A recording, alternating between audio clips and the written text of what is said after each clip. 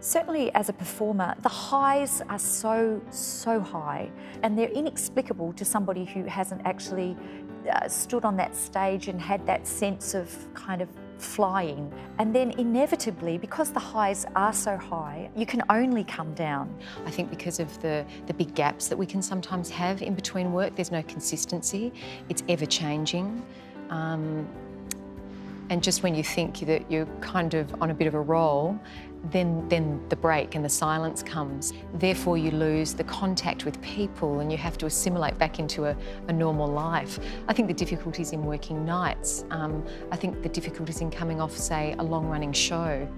You know, you go from full-time work as an actor, pretty much when you're at university, when you're studying, to very often nothing, or making coffees, or, you know, doing your part-time job. And it can be soul-destroying. Acting is a certain profession that you can't sort of do by yourself at home, you know, as far as painting and stuff. It's a group effort, and it's about a group working towards something beyond themselves. And so it's very difficult when that fades away to not practice what you do, but to sort of understand what you do in a way and understand who you are in that. With regards to mental health in the arts, one of the things that really strikes me is that we actually work really odd, very antisocial hours. We're often working when everyone else is at their playtime. So cognizant that is actually quite a challenging sort of environment. And there's even just the financial stress of, you know, you're working, you stop. You might be paid really well, then you're paid nothing. It's like the sort of the two faces of the jester. You've got the happy face and the sad face, and you just never know. And I think to approach one another with a sense of relative openness and compassion is really important.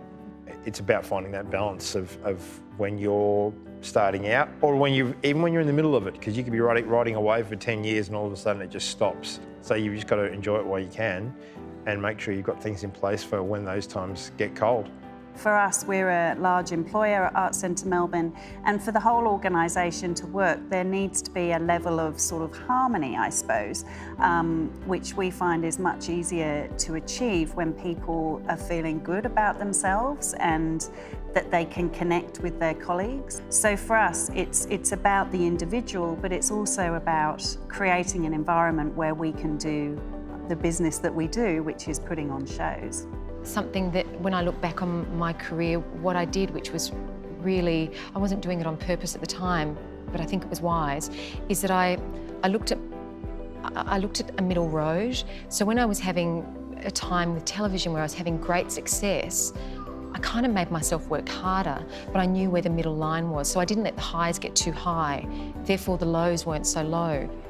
If you invest in the good times, then it does tend to help see you through those times which are, you know, fairly average. Don't read the bad reviews. In fact, don't read the good reviews. Just keep making your art, keep living your life, keep moving forward and doing what you're doing, and stop worrying so much about how everything's received.